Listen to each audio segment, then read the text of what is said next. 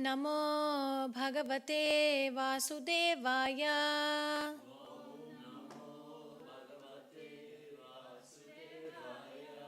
ॐ नमो भगवते वासुदेवाय।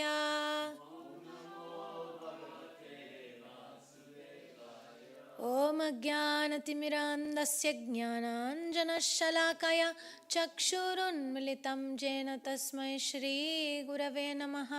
मुखाकरोति वाचालं पङ्गोरं गायते गिरिं यत्कृपातमहं वन्दे श्रीगुरुदिनतारिणं परमानन्दमाधवं श्रीचैतन्य ईश्वरं। नमः ॐ विष्णुपादाय कृष्णप्रेष्ठाय भूतले श्रीमते जयपताक स्वामिनिति नामिने। नमः आचार्यपादाय निताय कृपप्रदायिने गौरकथा दामदाय नगरग्रामतारिणे। नमः ॐ विष्णुपादाय कृष्णप्रेष्ठाय भूतले श्रीमते भक्तिवेदान्त स्वामिनिति नामिने। नमस्ते सरस्वती देवे गौरवाणी प्रचारिणे निर्विशेष शून्यवादी पाश्चात्यादेशतारिणे। जय श्री कृष्ण चैतन्य प्रभु नित्यानंद श्री अद्वैत गदाधर श्रीवासादि गौर भक्तवृंद। हरे कृष्ण कृष्ण कृष्ण हरे हरे, हरे राम राम राम हरे हरे। ग्रंथराज श्रीमद् भागवतम की जय। We're reading from the 8th canto, 18th chapter, text 1. Shri Sukha Uvacha Ittam virincha stuta karma viryaha pradhurbhabhuvaamrita bhuradityam चतुर्भुजा शंख गदाब्ज शंख शक्रः पिशांगवासा नलिनायते क्षणा। इत्थं विरिञ्चा स्तुत कर्म वीर्यः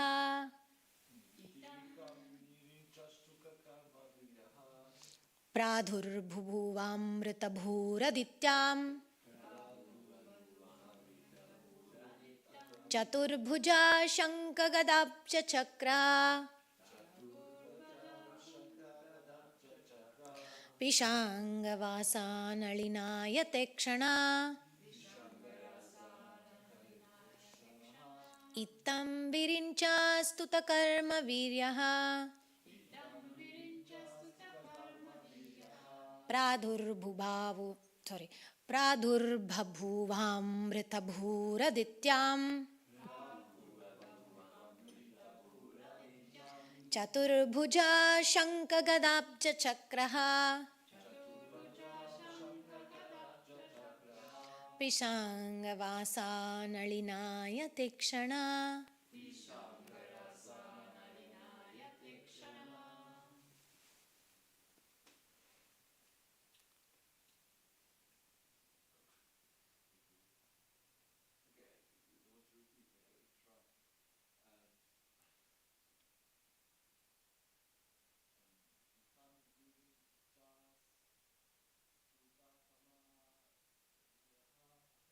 तं विरिञ्चा स्तुत कर्म वीर्यः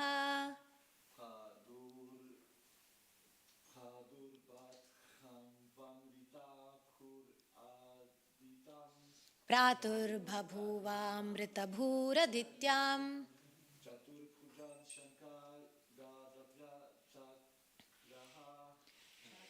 भुजं चक्रः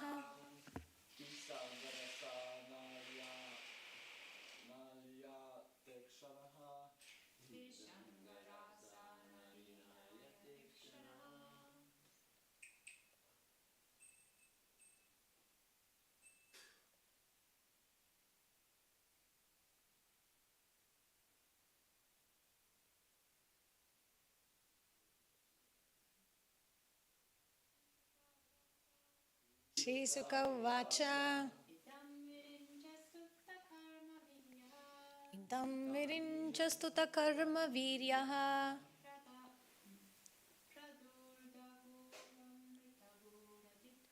प्रादुर्बभूवामृतं भूरदित्यां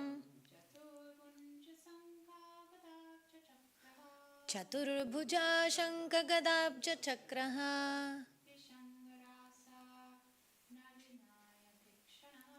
पिशङ्गवासानलिनाय तीक्ष्णः. Word by word translation. Sri Sukha Vacha. Srila Sukadeva Goswami said, Ittam, in this way, Virinchastuta karma viryaha,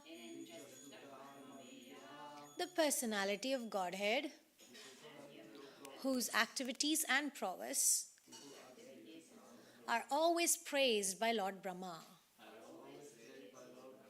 Pradhurbhabhuva, became manifested. Amritabhuhu, whose appearance is always deathless. Adityam, from the womb of Aditi. Chatuh Bujaha, having 4 arms. Shankha Gadhabja Chakraha, decorated with conch shell, club, lotus, and disc.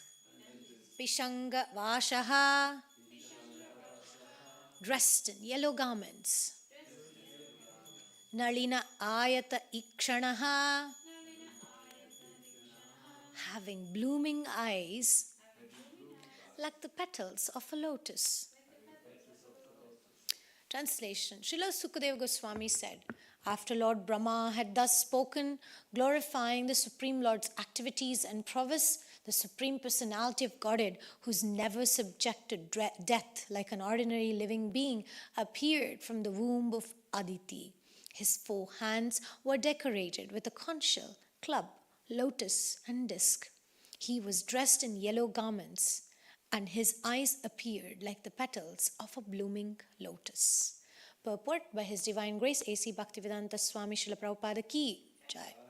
The word Amrita Bhuhu is significant in this verse. The Lord sometimes appears like an ordinary child taking birth, but this does not mean that he is subject to birth, death, or old age. One must be very intelligent to understand the appearance and activities of the Supreme Lord in his incarnations. This is confirmed in Bhagavad Gita 4.9. Janma karma cha me divyam evam yo vetti tattvata. One should try to understand the Lord's appearance and disappearance, and his activities are all divyam or transcendental. The Lord has nothing to do with material activities. One who understands the appearance, disappearance, and activities of the Lord is immediately liberated. After giving up his body, he never again has to accept a material body, but this is transferred to the spiritual world. Tyaktva deham punarjanma naiti mam eti so Arjuna. Jai, Vamanadeva Appearance Day ki. So, let's meditate on the appearance of Vamanadeva. Let's go into this Leela with our meditation. We see a yagya going on. There is Shukracharya reciting mantras, Bali Maharaj sitting. Om Sahana Bhavato Sahana Punatto Saha Viryam Karavavahai Tejasvinamadi Ma Vidvishavahai. Om Shanti Shanti Shanti Idam Mahadeva Idam Namama. The yajna is going on and the smoke is appearing, and through those sacred smoke of the yajna, which is meant to please Mahadev, Lord Shiva, a beautiful boy started to walk. He was very small, just like you saw in the altar of Jagannath, how he's looking. So cute, so tiny. But his presence was filling the whole sky. His Brahmin thread was shining like lightning, and his deer skin was rested on his tender shoulders. And then he was carrying a tiny pot of water swung by his side. And above him, he held a yellow umbrella, and it was curved like the moon. And step by step, he moved, not hurried, not proud, but he had this quiet grace of someone who already owns the whole earth beneath his feet. And then the priests just paused. Their mantra started faltering. And then all the warriors in the yagya started whispering, "Who is this child? Who is this? Who is this?" Even the fire god seemed to lean forward to catch the glimpse of this beautiful boy. Then Bali Maharaj's heart just started stirring, drawn by the innocence and this beauty of this little dwarf boy. And this was no ordinary boy.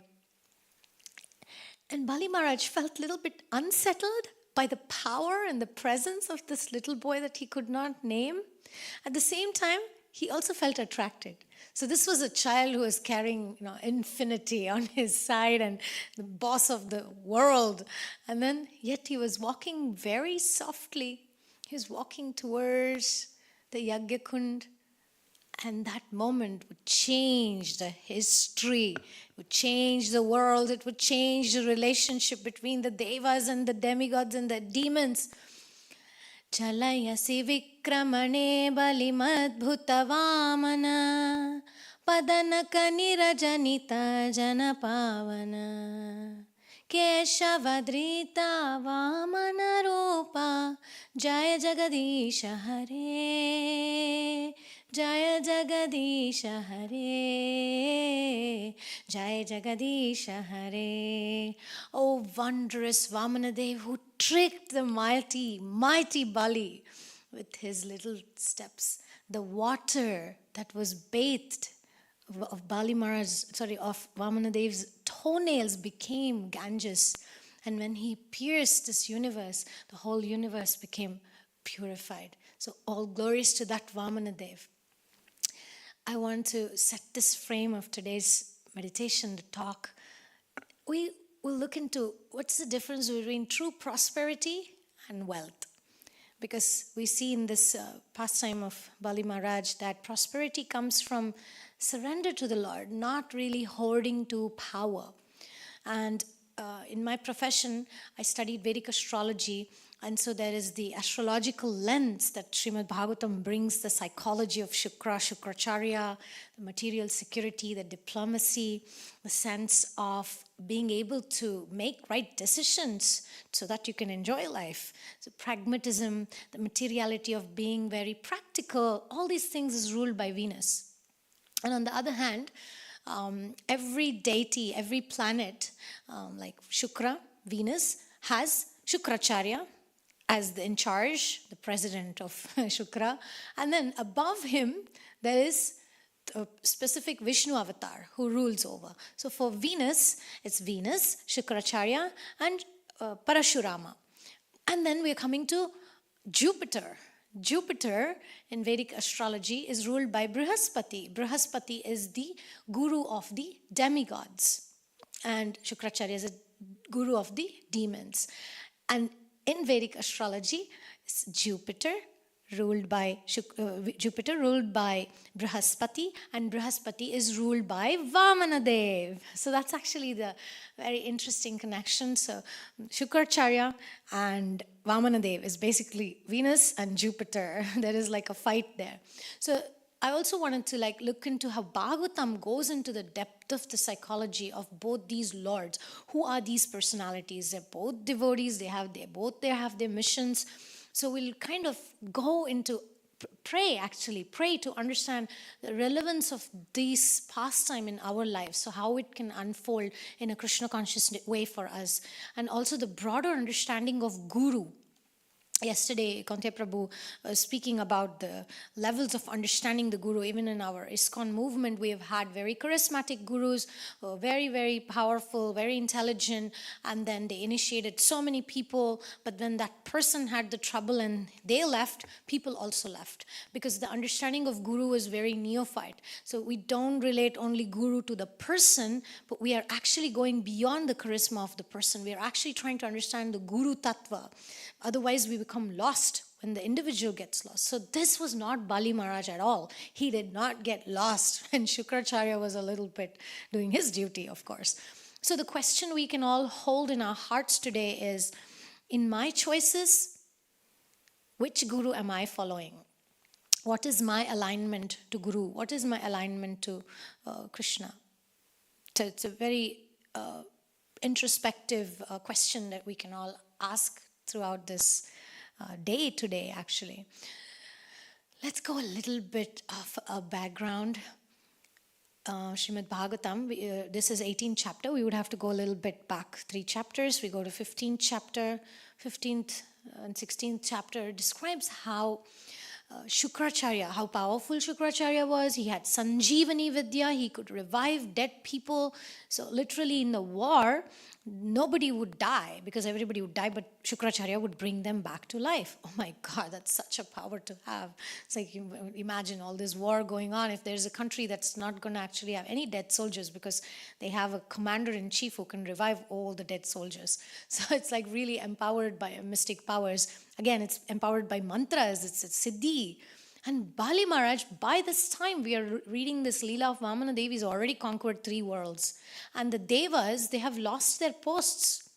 And then Aditi, who's the mother of the Devas, she actually makes her own body sacrifice arena. She performs sacrifices to please the Supreme Lord.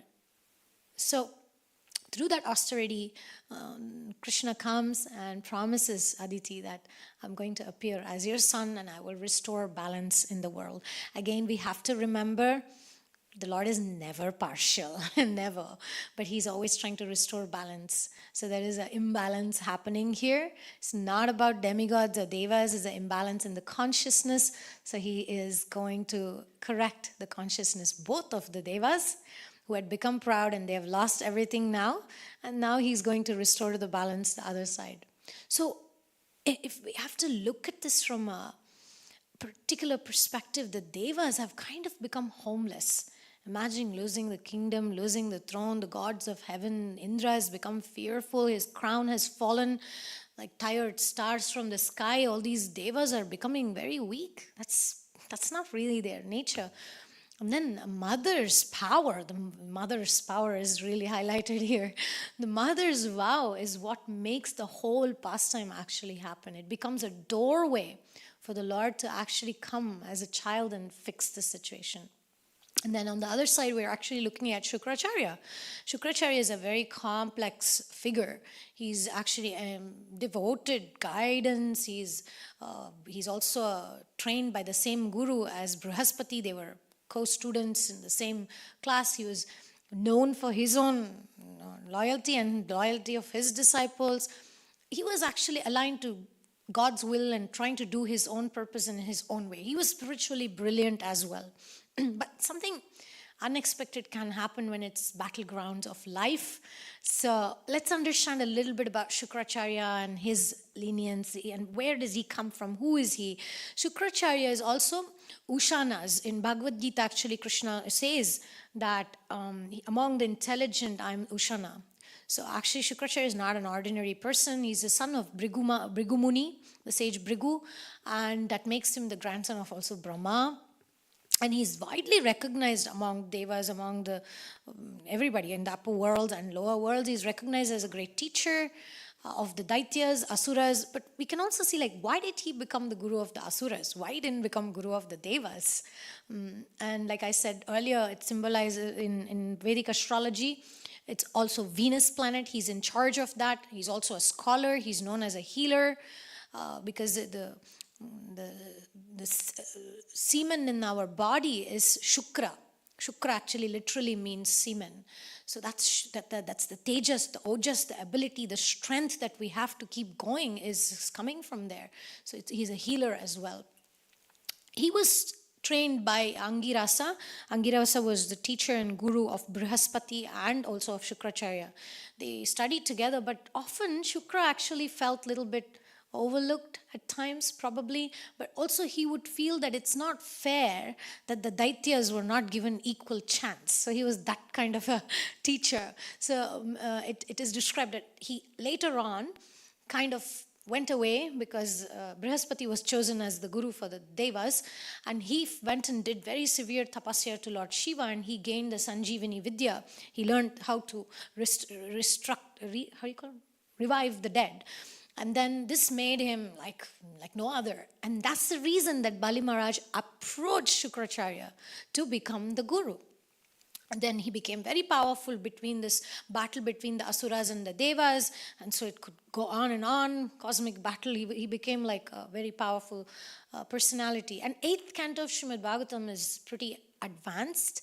We must actually have a level of depth and broader level of intelligence to see these characters, understand their background, understand how when Brihaspati becomes appointed as the guru of the Devas, and then Shukracharya, he decided like, I have to uplift these demons because everybody has a right to perform dharma. We cannot just discard these demons as, oh, these are demons, just let them just loose and be. No, we have to give them also dharma. So Shukracharya's intention and motivation was to guide these demons on the path of dharma, but a little bit like this. Not to feed them like directly, but a little bit indirectly. He would say, you want to enjoy, right? But you have to do some tapasya. You have to enjoy, right? But you have to follow the rules. So there was a little bit of a, he's like first grade level of dharma, trying to teach them how to be a little bit more dharmic. So that's one of the explanations. Then there's another point that because Shukracharya was very powerful, the Asuras were really, really reliant on Shukracharya. So when we become very dependent on the Guru, and we know that the Guru is going to take us to a certain destination, we are willing to do anything. So in another angle, Shukracharya was able to gain the loyalty of all these demons because of his powers. So in other words, if we look at Venus as a planet in this material world, that's what rules the world. It's money, it's power, it's wealth, and that's ruled by that planet. So even the major events, if we look at churning of the ocean, Shukracharya has a very strong role there. And okay, did I quote that verse? Yeah, Bhagavad Gita 10.37. That's where Krishna says, among great thinkers, I am Ushana. Earlier I said intelligence, but it's actually among great thinkers, I am Ushana. Shukra. Why? Why is about great thinkers? How is Shukracharya connected to great thinker? Again, right? Thinking of diplomacy, thinking of how to secure yourself, how to win, how to gain wealth. This is very much a great thinker type of quality. And then the way he would mentor these Asuras was a great responsibility for him. It was a very heavy responsibility, and he was not malicious. He was always trying to be protective, trying to guide. So this is important to understand that his tactics may seem twisted, but they actually come from somewhat of a dharmic mood. Similarly, in our life also, material stability, wealth, on an individual level or on an organizational level, we do need big temples, beautiful temples. We do need to offer several times a day beautiful bhoga for the Lord. So the prasadam offering, we can call it in the material context of planets, beautiful plate, nicely cooked in ghee and the different sweets is Venus. But then how we offer to the Lord, the bhava, the mood of offering. Am I chanting the mantras to the Lord? Am I doing it to please the Lord? That would become more the Jupiter aspect when we're speaking from like on the conscious level, on the microcosm level of what is my intention. In the Dashavatara Stuti, one of our Vaishnava acharyas, Vadiraja Tirtha, he actually goes to describe Bali Maharaj and his psychology and his loyalty to Shukracharya. Pingaksha Vikrama Turangadi Sainya Chaturanga Valipta Dhanuja Shangadvarasta Bhali Sangavapata Hrishitanga Maralinutate. So he is describing this Bali Maharaj. He chose Shukracharya to be his guru. And through that, the powers, just like Srimad Bhagavatam is describing how powerful Shukracharya was to revive. Similarly, Bali Maharaj, how is that? The whole description is there about how he had horses and cavalry. And let me just go to that translation.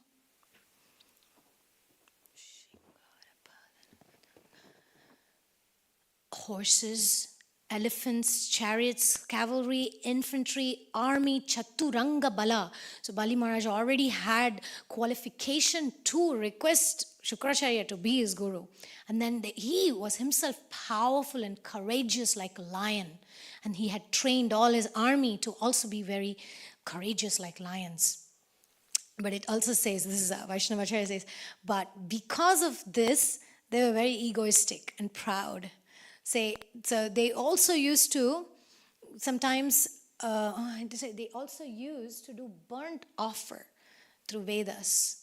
And these yagas were without Vishnu's remembrance. So they were offering all these yagyas, they were offering all these oblations, but it was not to actually invoke the presence of Vishnu. So it actually were defective. It was actually incomplete. Then Bali Chakravarti also started one such yagya. So that's the yagya that Vamanadeva went to.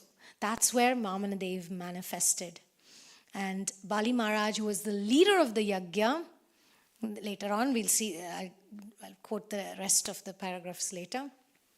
So the Lord, who had assumed the form of dwarf Brahmana, then went to the place of sacrifice arranged by Bali Maharaj, who was performing a great yagya under the guidance of Shukracharya and the priests of Bhrigu dynasty. This is the 18th chapter, text 12. And in that purport, Prabhupada actually says that the Lord's form was so effulgent that all the priests, brahmanas, kings, and even Bali Maharaj himself rose from their seats to receive him. The appearance of the Lord immediately sanctified the entire sacrificial arena. And in the next chapter, in the 19th chapter, more about Shukracharya is mentioned, how learned he was and great thinker, Ushana. It's very important to recognize that, because if as an organization we only prioritize the, oh yes, big thinking and we read all the books, but if we don't have, like, say, temples, where will devotees go? But if we only prioritize properties and wealth and money, and then we will only have devotees who will just eat and sleep and enjoy Harinam. And there will be no philosophy, there will be no surrender, there would be no teaching, no learning. So Prabhupada purport in the 19th chapter, when he's speaking about Shukracharya, Prabhupada says, Shukracharya, being the guru of the demons, naturally gave advice according to material calculation. The great thinker, material calculation. He was concerned with Bali's material prosperity, not his spiritual benefit. So when Shukracharya sees Bali Maharaj, his eyes just start blazing. So he's in charge of wealth and pleasure and security. And then he's like, oh no, my dear Bali, stop my child. This is not an ordinary boy. He immediately, through his mystic power, understood that this boy is Bali Maharaj. So Prabhupada describes how sharp Shukracharya was that he could catch this. And then he knew, he will strip you of your kingdom. Don't be deceived. Just like the Dashavatara Stuti said that chala means to trick, being tricky. So protect your wealth, protect your throne. That's exactly what psychologically we also hear our Venus is saying. Think of yourself, think of your reputation, think of your comfort, think of your pleasures. There's always that voice. So those words, we can say that it's logical. At the same time, it has a smell of fear. So our acharyas actually described that. And when in the 19th chapter, 21st verse, Bali Maharaj says, many men have broken their promises out of greed, thinking wealth will protect them. But wealth never stays. Better give everything to Vishnu, for whatever is lost to him is the greatest gain. So here we're coming to that theme of wealth versus prosperity. Venus is wealth. Jupiter is prosperity. Venus is people who have like Swiss account and they have a lot of money inside, but maybe they're living pathetically, trying to hide all their money, not really enjoying, not really prospering, not really investing their money in good projects and growing. So there's a big difference between Venus and Jupiter. Jupiter is where we know this is a place where I should give, being generous, investing in right people, investing in right projects, using our energies in such a way that, like Srila Prabhupada, he left India with 40 rupees And then he built 108 temples. That's the energy of Jupiter. That's prosperity. But somebody who's only attached to wealth, then their mentality would be like Bali Maharaj is saying, many men break their promises. They make promises out of greed, thinking wealth will protect them.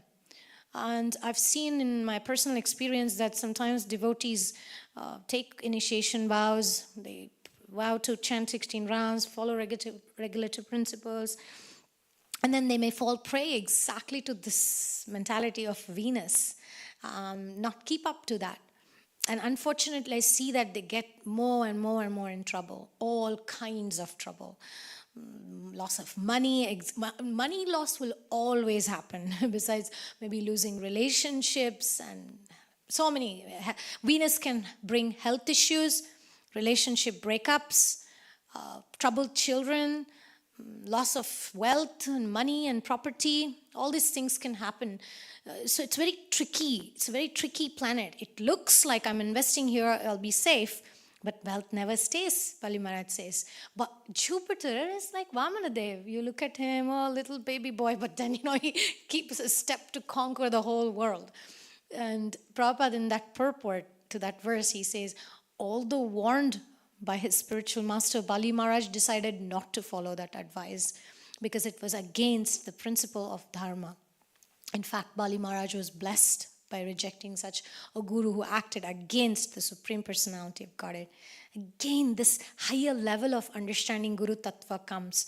Bali Maharaj was very loyal follower of Shukracharya, but he was not a loyal follower of Shukracharya because of Shukracharya as a person. He was a loyal follower of the Guru Parampara, which means the principles. What's the principle? To please the Supreme Lord, to be aligned to the highest purpose.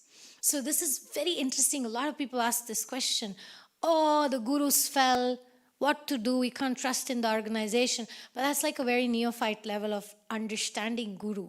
It's not the person. Guru Tattva is very complex, and Bali Maharaj got it. So that's why he was able to perform this action of choosing Guru.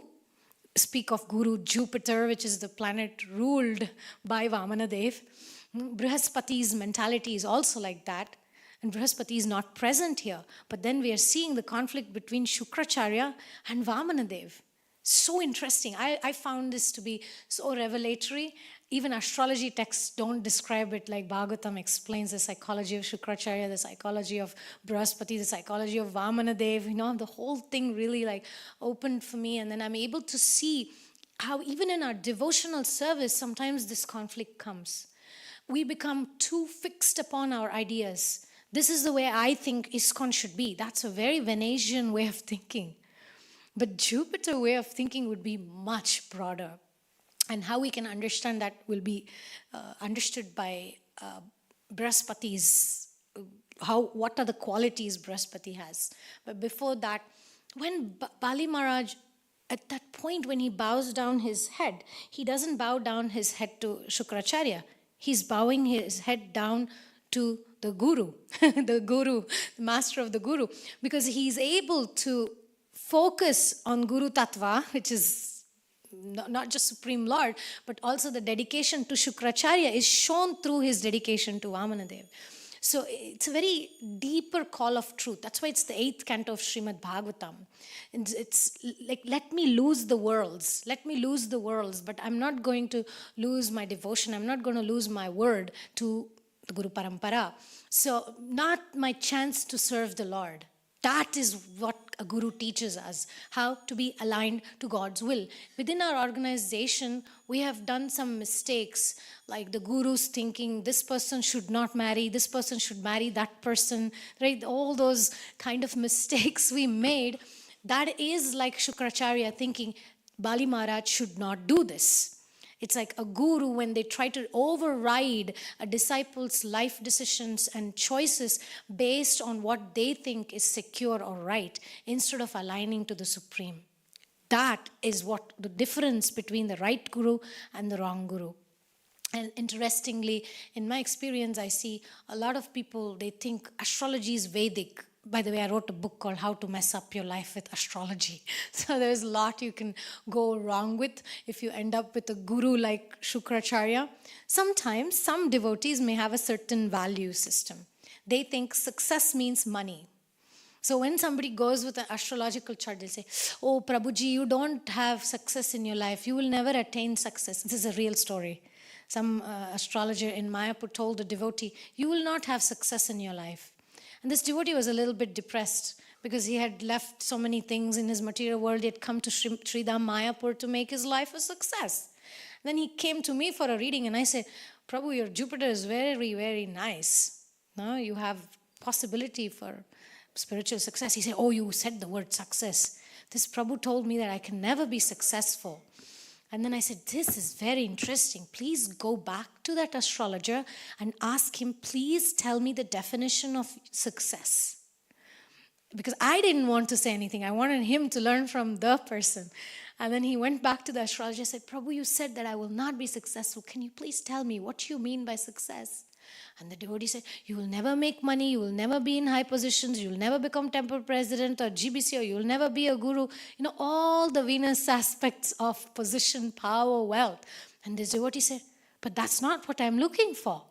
I'm actually looking for the spiritual fulfillment. I want to find absorption in studying and serving my guru's instruction. And then the person said, oh, that you have. I meant the success. And then the devotee came back to me like, thank you, Masterji. You know, it was so good to clarify the definition of success. So sometimes even as devotees, we may think that this is success and we may think this is failure. But how do we know? So in this story, we see if the mercy of the Lord is given, if we are aligned to the Lord's will, even if it's a fall down, because you know, in some cases, for some devotees, even fall down is the greatest advancement. It's actually a protection. It's actually a blessing because maybe they're going Shukracharya way. Jai Shri Shri Vamanadev ki jai. Look at how cute Jagannath is looking as Vamanadev. Another angle of looking at Venus, Shukra, Venus is always a little bit scared. It's scared of losing power, losing position, not having something to control. That's the nature of Shukra or Venus. Whereas faith, surrender, is more the Vamanadev mood, which is more Jupiterian energy, which is broad-mindedness. And Vadiraja Tirtha explains the Pingaksha Vikramatu Rangadi Sainya. That was already quoted. The next verse.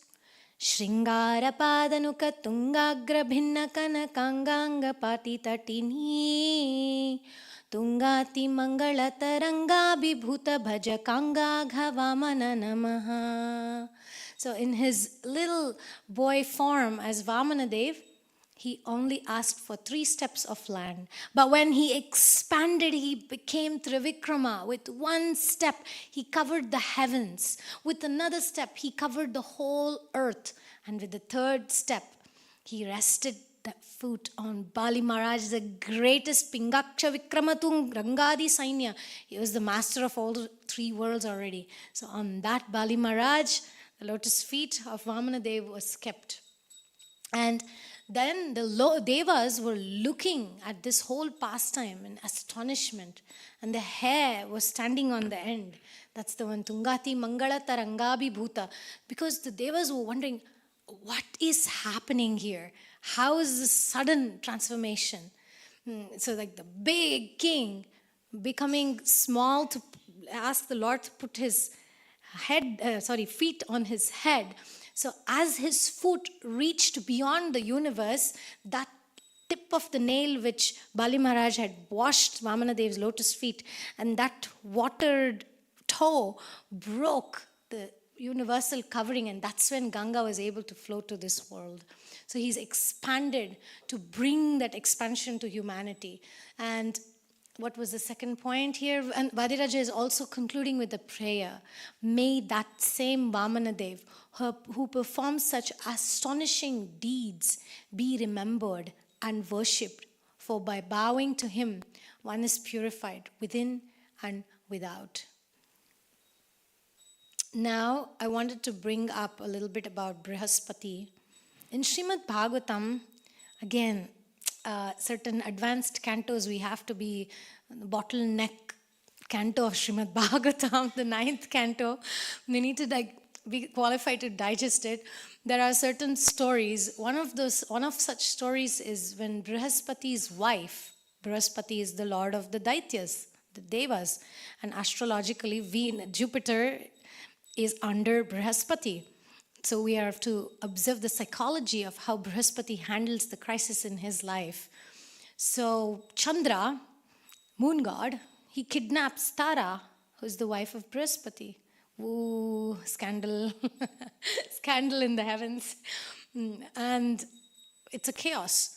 But what is very interesting is they have a child also. Tara and Buddha, Tara and Chandra give birth to Buddha. Buddha is Mercury, the planet which is the smartest in astrology in terms of knowledge. But who raises Buddha is Brihaspati. He's not even the biological father, but he raises Buddha. So that shows that broad-mindedness of Brihaspati. Brihaspati did not want a war. He just said, give my wife back. So there's a broad-mindedness. Shukracharya would put a fight up. He would have destroyed everything. So the mentality of Shukra is like, if I don't get my desires met, I will kill. But the mentality of Jupiter, Brihaspati, is much more broad-minded. So the promise that Bali Maharaj did not want to go back, it's aligning more to Jupiter energy, not Venus. So we have promise in our mind kept to our senses and our mind and our enjoyment. But then we also have our promises kept to Krishna, to Guru Parampara, to the Vaishnavas. And that promise remains, even if the promise we made to the person, maybe the Shukracharya, leaves, the promise still remains because Shukracharya, in the sense of Guru, connected us with the Sampradaya. So that's kind of my understanding when it comes to why some people get attached to the person Guru. And when the person Guru has trouble, their faith is lost. But if we are in a Sattva Guna level of understanding Guru, understanding the even progeny, I'm thinking, for Brihaspati, it's like, she's my wife and it's the child, it's my child. Although the relationship in astrology between Jupiter and Mercury is complicated. And also the relationship between Moon and Buddha, Mercury, is also complicated. But again, I feel that Bhagavatam reveals so much. It reveals everything. I think what is not in Srimad Bhagavatam is nowhere. What is anywhere in the world is in Srimad Bhagavatam. Whether we speak about astrology, we speak about cosmology, whether we speak about philosophy.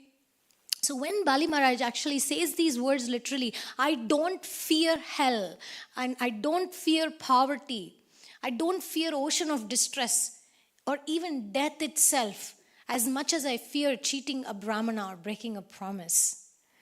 See, that's the consciousness, that's the mood, that's the alignment. All the material opulences of this world are inevitably separated from the possessor at death. That's higher understanding of Venus. Therefore, if this Brahmana Vamanadevas is not satisfied with what I've given, why not offer him whatever else I'm destined to lose, eventually everything anyway? So that's a very profound statement if we apply that psychologically in our life when things don't go my way. That's my Venus not being cooperative. But then we have a bigger plan if we keep aligned to the Guru Parampara, to our promises to the Guru. And I'm telling you, like year after year, I'm seeing that example. Those devotees, somehow or another, they remain in the association of devotees, somehow or another take shelter of the holy names. But as soon as they disconnect, their karma just bombards. So a lot of times people ask, doesn't astrology change when we become devotees? Only if we strictly follow, only if we completely stay aligned. Not like if I do 20% Krishna consciousness, okay, 20% of my karma may be controlled. But if I'm doing 100% Krishna conscious, then. But then if I stop doing that 100% and I go back to 2%, then the karma will again manifest.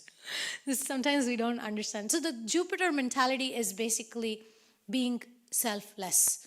Not selfless in the sense I don't take care of my health or I don't take care of my mental needs and my nature. Not in that sense. But selfless means may Lord's will be done. That applies also in the leadership way for a guru, even as a teacher, as a leader. We can either have the mentality of Shukracharya or we can have the mentality of Brihaspati, forgiving, compassionate, broad-minded, wise. Jupiter is known as the wisest planet. It's not so much about knowledge. Buddha would be more knowledge, knowing. But Brihaspati is about wisdom, to know how to discriminate, to know how to make decisions that brings good to all, not create conflict. And also, Brihaspati's mood is like aligned to higher purpose. Similarly, we see in Srimad Bhagavatam when Prithu Maharaj and Indra has a conflict. I was thinking if I was God, I would say Prithu Maharaj should win. But I am not. Krishna says no. He tells Prithu Maharaj, don't do the 100th yagya. Let Indra have it. So from a human perspective, we say, why? Why did he let Indra win? Indra was cheating, he stole the horses, he dressed as a sannyasi, and he did so much nonsense. So why would he make him? Because he is broad-minded, because Krishna is impartial. He sees what brings universal peace. So as a leader also, I was thinking, we should not judge people according to the actions, but sometimes we have to see what is good for the greater good. Otherwise, like Brihaspati, if he was in the mentality of normal planet or normal psychology, then he would have made a huge mess with this Chandra. But in fact, he doesn't. He doesn't make a mess.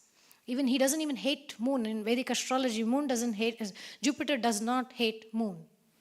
Which could have been if in a human society, if somebody stole somebody's wife, they'll naturally become enemies. So it's another level of psychology. So I was thinking this morning, do I have moments where sticking to principles or honoring God's will is going to cost me something material? All the time. So sometimes we have to see what is the cost of letting control to Him, giving Him the land, the 3 steps of land. So Bali Maharaj literally lost the whole world, but he gained the shelter of the Lord's lotus feet. He actually gained the proper mercy of Guru. And this has always been fascinating for me, that Jupiter, the energy, changed his life for the better. So that's for us.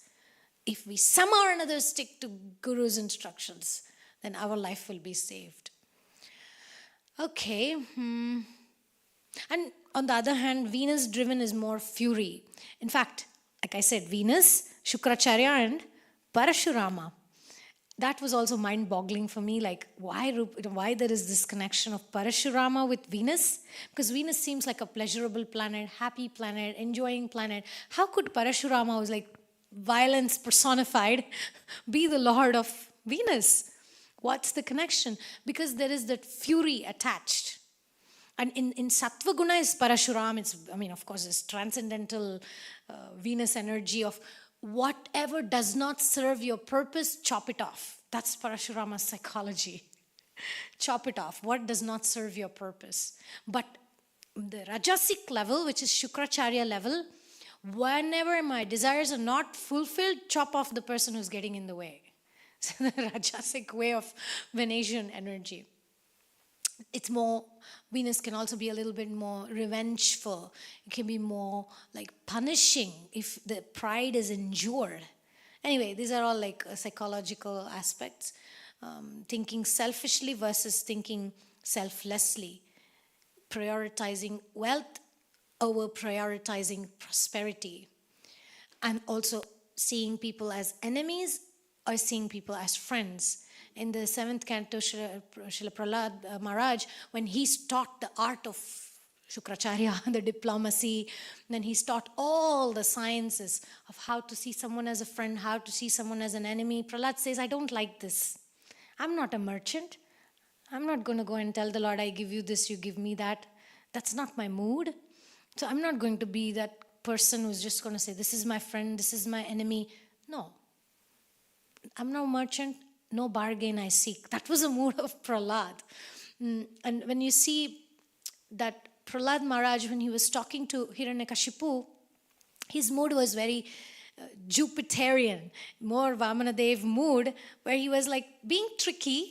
Prahlad was being a little bit tricky. Tat sadhu manye suravarya dehinam sada samudvigna dhiyama sadgrahat. First he says, "Oh king of the demons, oh greatest asura," he's glorifying him, giving him the position he deserves. That's Jupiter. Say the truth for what it is, being objective. Then he says, "Sada samudvigna dhiyama sadgrahat." Then he's revealing the truth that a person who's attached to materialistic life is always conquered by anxiety. He says embarrassed by anxiety. That's Venus. He's literally saying, "Hey, Dad, move from there." But he's also being wise. Tat sadhu manye. He's not saying Narada Muni said. Not Narada told me. He's saying Tat sadhu manye. As I have heard from my spiritual masters. Because he doesn't want to put Narada Muni in trouble. That's wisdom. He's very, very clever as well. So I was just thinking, Prahlad Maharaj is giving that perfect example of how to be balanced devotee. He wasn't arrogant at all. He wasn't trying to shove it to the face of Hiranyakashipu.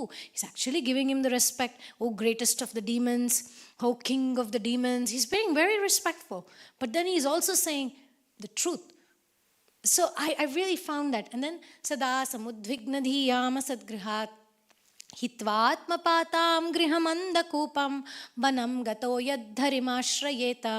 So he's saying that if we have fallen into the deep dark well where there is no water, there's only starvation, what's the point? What's the point? That's Venus. That's Shukracharya's path. Stay, hold, hang on, don't let go. And that's the reason that even Shukracharya went and blocked the whole of the pot of water that Bali Maharaj was about to give the promise. And of course, Bali Maharaj took a stick and pricked it. And then he pricked the eye of Shukracharya. So Shukracharya lost an eye in this pastime. So the point is, we have to be wise in looking at our life decisions, not make stupid choices. Hitva atmapatam grihamanda kupam. If my desire is, I want a good family to serve Krishna, that's one thing. I want to enjoy with this person. I want to control this person. That is hitvatma patam grihamanda kupam. That mentality is negative for our spiritual life. And then we fall down. The other day when Ajitananda Prabhu was giving class, he was giving the concept of Nishkama and Sakama. So Sakama is Venus, having an expectation, having a desire. I will do this, I will get this. I will do this service and everybody will clap for me. I will learn so many verses and sing well and I'll become very famous. That is Sakama Bhakti. And that will give me a position like Prahlad Maharaj is clearly saying, that I will be in the deep dark well of material existence where there will be no nourishment. I will only starve in that. So even while performing devotional service, I have to be constantly aware of my motivation. Why am I doing this service? What am I trying to control? Do I think I know everything? We have to be clear to get out of that deep, dark well.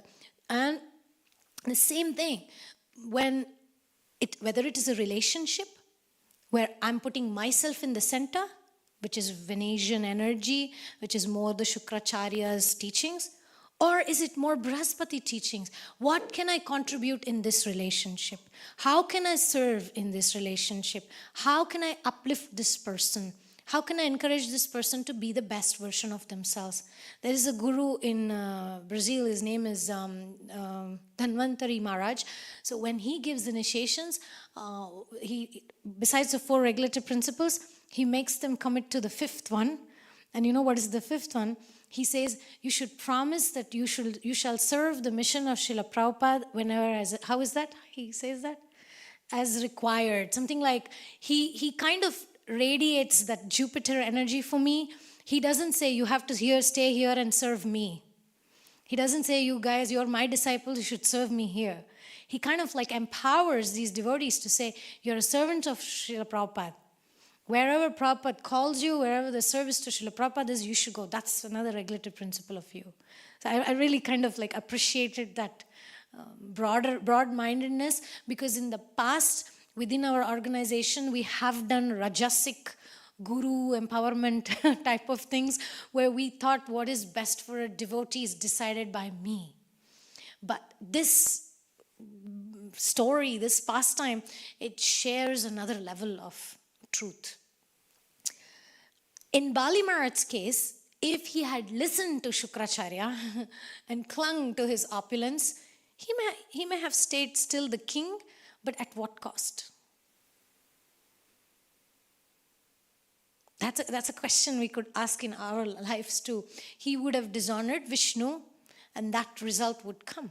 So again, going back to some of the practical examples, I see that sometimes devotees give justifications or escapism as to why they cannot remain in sadhana bhakti, why they are not able to practice. Oh, because this is too hard and this is not practical. I had to go and earn money, and therefore, so there is an element of deviation. But by the way, remember the story of Shukracharya?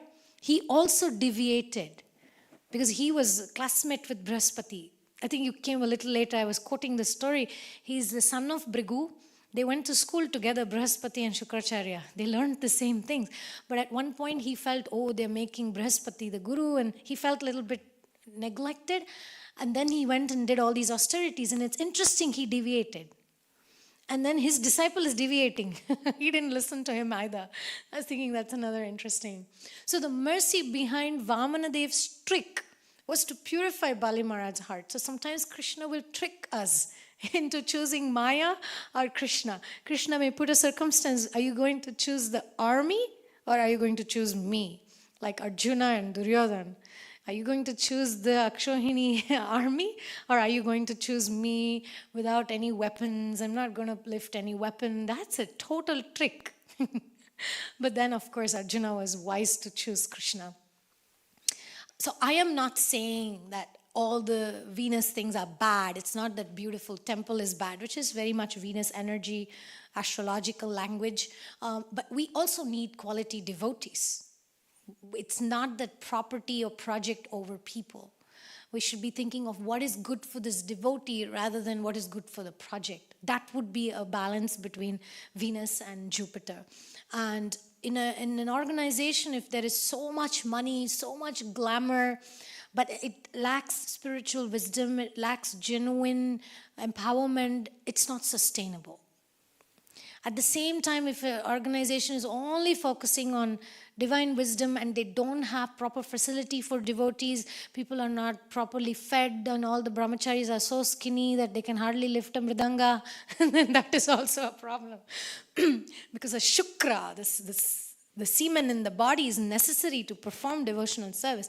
So maintaining that is also Krishna conscious. So when we look at Srimad Bhagavatam, we can see that interconnection, we can see that interdependence of all the personalities, all the psychological aspects, and a good devotee is able to apply that harmoniously, without any extremes, without any fanaticism, without any arrogant thinking that what I know is better.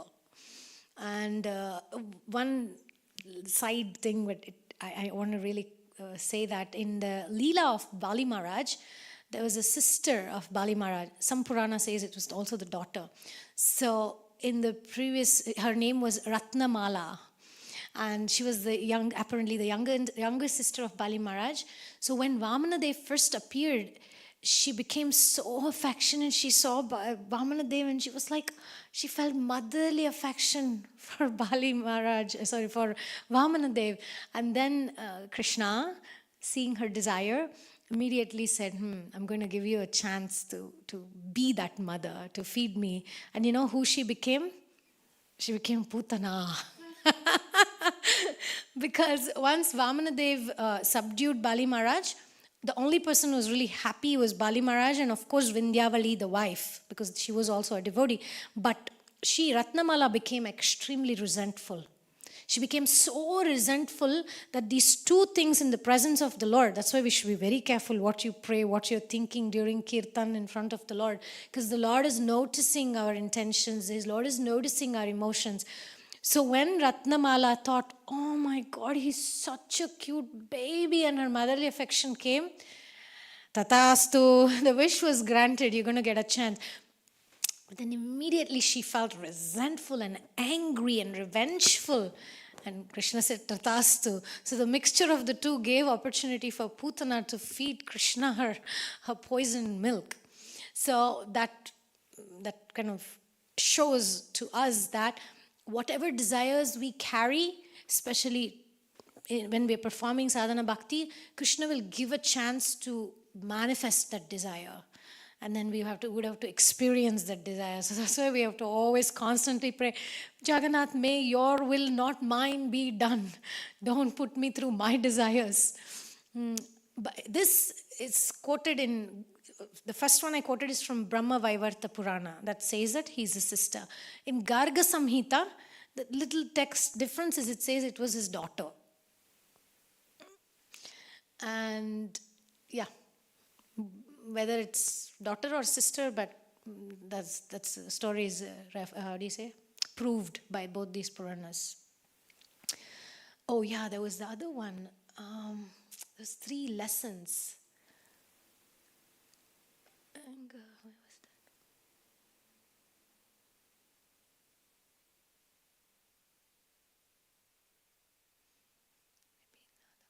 Okay, I'll pause here if you have any questions and if I remember that point. Yes, Prabhu. On this very last point, in Chaitanya Charitamrita, it is told by Lord Chaitanya himself that Krishna, when he sees some sincere devotee who is harboring material desires, he calls him a great fool and says, I'm not such a fool, and Arjuna, I will not be. I will usually shout at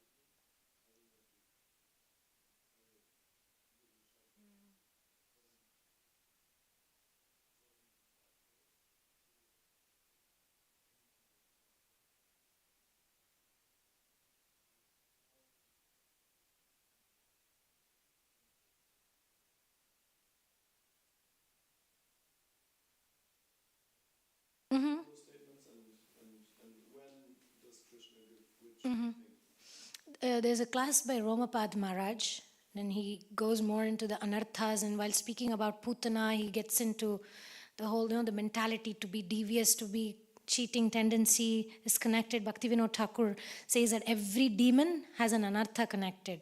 There's a relevance. So in this connection, one thing what I remember is also the acharyas say that Krishna, he watches our actions and our intentions. When our actions are wrong, but our intentions are right. Let's take example of Vidura's wife. When Krishna visited Hastinapur, she was so excited that Krishna is there. She was peeling the bananas and then giving him banana peel and throwing away the banana. So the action was apparently off, but her intentions were pure. And Krishna actually accepted the banana peel and actually purified her. So the mood of Krishna is Bhavagrahi Janardana. He sees your intention and your action. If your action is wrong, he'll reject your action. He'll take your intention. Hari bol Nitai Gaur Premanande. Okay. But if the intention is wrong and the action is right, which was Putana's case, because she was doing a good action, no, she wanted to feed Krishna. I want to feed Krishna milk. But her intention was poisonous. She had smeared poison. Then what Krishna does, he will honor the action of the person and he will forgive the intention. That's why he's Jagannath. That's why he's Krishna. But yeah, so I think it's going in that angle. So when there is a contradiction, then Krishna gives a chance to improve whatever it is that is lacking. In certain cases, our action may be right. We may be super Sankirtan devotees distributing 1,000 books a day. But then if our intentions are not aligned, Krishna will give a chance. He'll accept that and say, you've done the best action, my dear child. But those are the devotees that Krishna will give a chance, like Bali Maharaj. Because Bali Maharaj was that kind of person who had done a lot to conquer all the 3 worlds. But then Vamanadev said, oh, now is the time I really have to give you the true success. But because Ratnamala was not yet on that level, then she built resentment. It sometimes happens also to devotees when we're not saying, Krishna, may your will be done, and see that this is actually, I may not know why. Now, once I heard this class, it always remained in my head. Krishna knows what's around the corner. I don't know. I can only see what my headlight shows me, the next meter. That's all I can see, especially when it's raining, it's dark, and my windshield is not working properly. What can I see? Nothing. But Krishna knows what's around the corner. So what my understanding of how to resolve this contradiction is, Krishna does not look at our life now, here, 10 years, this person did not chant, did not do this. No, he looks at us through like a movie. Earlier we used to have these negatives of the film. So you will see the whole thing. Good example is Bharat Maharaj. He was Bharat Maharaj, he was great devotee, becomes attached to the deer and then becomes the deer. And so Krishna doesn't look only at the deer life and say, gone, you're a hopeless case. He gives the next chance, then he becomes Jada Bharata. So Krishna's plan is through the lifetimes. It's never just one act, one phase of life. And that's why sustainability is very important. It has to be balanced. Does it answer the question? Kind of? No. You want to add something about Prabhuji's question? The contradiction.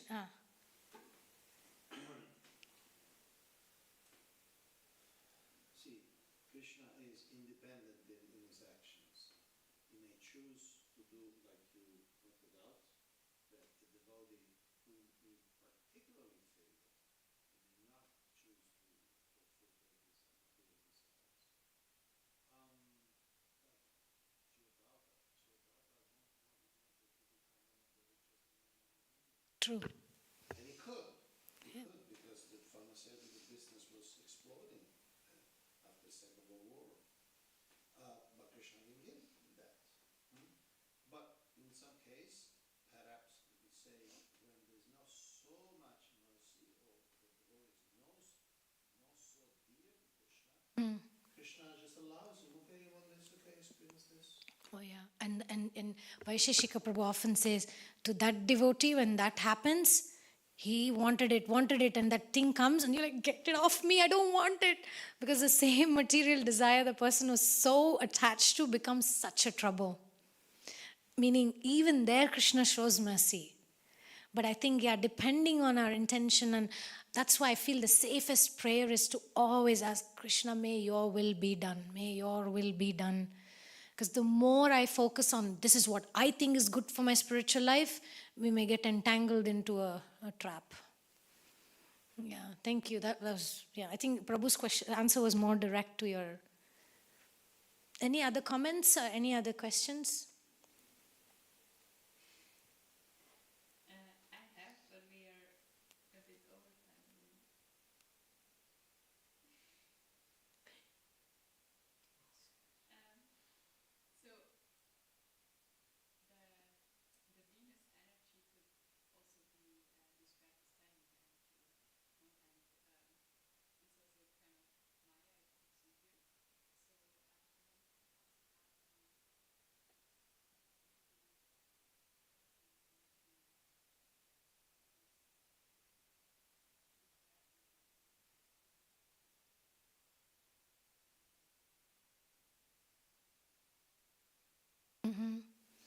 From the pastime point of view, I'm thinking when Shukracharya surrenders to Vamanadeva and chants holy name, that would be the perfect alignment. In other words, we should not see Shukracharya as the enemy in this pastime. Similarly, we should not see our, like I said, the opulence, a beautiful temple, a beautiful plate of prasad is also Venus. Beautiful kirtan. I mean, how many of us like good kirtaniyas? Who likes good kirtan? That's a Venus energy. We don't want someone singing off tune and wrong beats and you feel crazy. So that is Venus. So it is required. Pleasantness is required. But we need to know its place. Like the other day I was saying Ajitananda Prabhu, when he gave class, he was speaking about going from sakama to nishkama. Having sakama in the beginning is not a problem. Like when a 2-year-old wants to eat chocolate 5 times a day, it's not abnormal. But you're 20-year-old and you're doing that, that's a problem. Similarly, when you're a 1-year-old and you have difficulty to write, it's tolerable. But when you're a 20-year-old and you don't know how to write, it's not called advancement. So similarly, we may start our Krishna consciousness with sakama. We may have desires. Especially as women, we have certain body, we have certain psychology, we have psychophysical needs. We need to honor them, but we should know its place and we should know what it means to rise above it. And it should be done in sattva guna. In tamas guna, it is to completely negate those needs. Completely negate. Again, not eat properly, not be nourished, not do things that's nourishing for us. One example I can think is distributing books but not reading those books. For example. But reading those books is Venus, like enjoying Shastra, how many of you have that experience when you're studying proper books and you're like, wow, this is so nourishing. Yeah. See, that we need that also, not just austerity. Austerity is more Saturn energy. But enjoyment, pleasure, it has its place. I will give an example of salt and sugar, right? Salt is like the austerity. Without salt, the food is going to taste very... Without salt, the food is going to taste very bland. But imagine, like the other day it happened with Charanamrita. instead of sugar, we had the salt. But imagine the opposite. In khichdi, somebody puts sugar instead of salt. In a sabji, paneer sabji, it's supposed to be capsicum and potato, and instead of salt, somebody puts sugar, and a lot of it. Okay, and so you got this big super feast of Vamanadeva festival. Rice has sugar in it. All things have sugar in it. That would be excessive Venus energy. You cannot feel nourished. You feel like, where is salt? But imagine salt in Charanamrita, that would be too much Saturn energy. Means too much austerity, too much based on following rules and rituals and being too strict and strong and no nourishment and no sense of understanding what you like about Krishna consciousness. So there has to be a good balance. Maya is also a servant of Krishna. She's the Durga. She's the fortress. She protects our consciousness. She's not going to allow me to go to Krishna unless I purify my consciousness. So she's like a fort. I cannot trick her. By saying I have desires inside, but then I pretend like I don't have. She catches us. So the point is to be honest. Krishna says in Gita, right, mityachara, we should not pretend that I am here when I am actually here. Otherwise it's the andhaya thandaya upaniya manas. I'll remain in the deep dark well. I may become a great, externally I may become a great leader. I may get positions. I may learn all the verses of all scriptures. I may go to all the holy places. I may have 90,000 disciples. But then I will not feel nourishment. I will not feel happy inside. So there has to be the discrimination. What is nourishing for me so I can love Krishna? Because scriptures do say that, I found that quote when Prabhu gave class the other day. What was that? Poverty, I'm summarizing it, okay? I'm paraphrasing it. Poverty ruins everything. So if we're too poor, if we're too weak, it's very difficult to serve Krishna and think of Krishna. If we have too many material problems, it's very difficult to chant. So there has to be the prasadam plate needs to have salt and spicy and sour and sweet, and that's life. I don't know if that's answering your question. Okay. Any other answer to her question? No. You have anything to say about how to balance or... So we can end here. Grantaraj Srimad Bhagavatam ki, Srila Prabhupada ki, Gaura Bhakta Vrinda ki, Shri Vamanadevas Appearance Day Mahamahotsav ki, Jagannath who's looking so cute as Vamanadev ki, Jai. Haribo.